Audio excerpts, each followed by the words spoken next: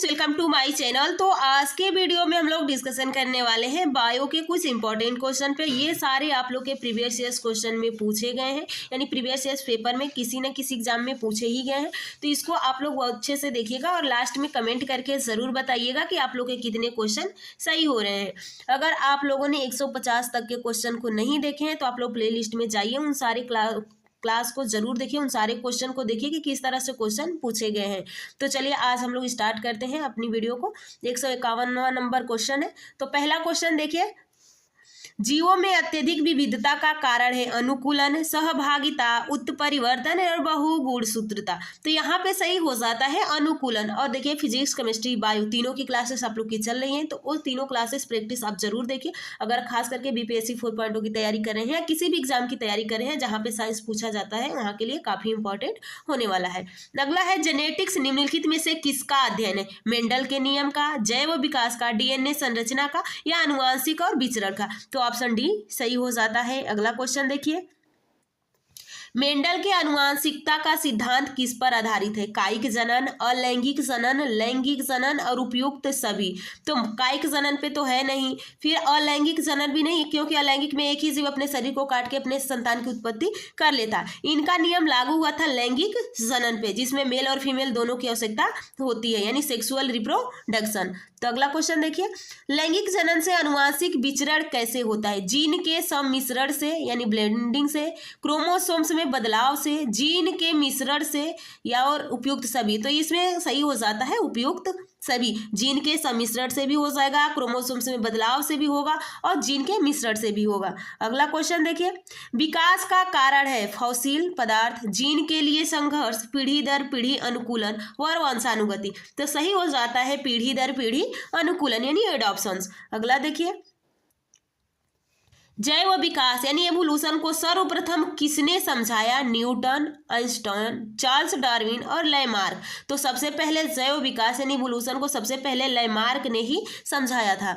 विकास का मुख्य कारक है उत्परिवर्तन, हासिल किए हुए गुण, लैंगिक जनन और प्राकृतिक वर्ण। तो यहाँ पे सही हो जाता है प्राकृतिक वर्ण। अगला क्वेश्चन देखिए, निम्नलिखित में से कौन सा मनुष्य में अवशेषी अंग नहीं है? यानी यहाँ पे देख सकते हो वेस्टिकल अंग नहीं है। निक्टोटेटिंग पर्दा, कर्णपॉली या कर्ण भाव मांसपेशियां, सामने वाले चपटे दांत कृंतक यानी इंसीजर और अर्मीफॉर्म अपेंडिक्स।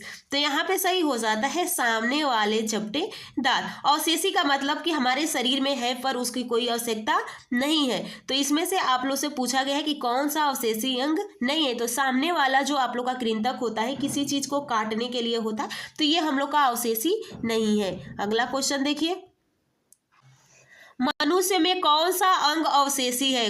यहाँ पे देखिए कोकिक्स, बाल, नेत्र भाव, उंडुक पूछ। तो यहाँ पे सही हो जाता है उंडुक पूछ। आर्कियोप्टेरिक्स है जुरेसिक युग का सर्व पुरातन पक्षी, जुरेसिक काल का सरीसृप, ट्राइएसिक काल का सरीसृप या ट्राइएसिक तथा जुरासिक दोनों कालों का सरीसृप। तो यहाँ पे आर्कियोप्टेरिक्स है जुरेसिक युग का सर्व पुरातन पक्षी है। अगला क्वेश्चन देखिए, वर्तमान प्रमाण के अनुसार पृथ्वी पर जीव का उद्गम 2 लाख वर्ष पूर्व हुआ। इस युग में प्रोटोजोआ, शैवाल और जीवाणु थे। तो यहाँ पे आप देख सकते हैं 20,000। तो यानी जो ऑप्शन यहाँ पे आप लोग का बी सही हो जाता है। अगला क्वेश्चन देखिए, मैमथ पूर्वज है कुत्ते का, घोड़े का, ऊंट का, हाथी का। तो यहाँ पे सही हो जाता है जो मैमथ पूर्वज है हाथी का पूर्वज है। अगला क्वेश्चन देखिए, आधुनिक मनुष्य का हाल का पूर्वज है जावा मनुष्य, क्रो-मैग्नान मनुष्य, निएंडरथल मनुष्य, पैकिंग मनुष्य। तो यहाँ पे सही हो जाता है क्रो-मैग्नान मनुष्य। अगला क्वेश्चन देखिए, निम्न में से कौन सा नवीनतम समझा जाता है?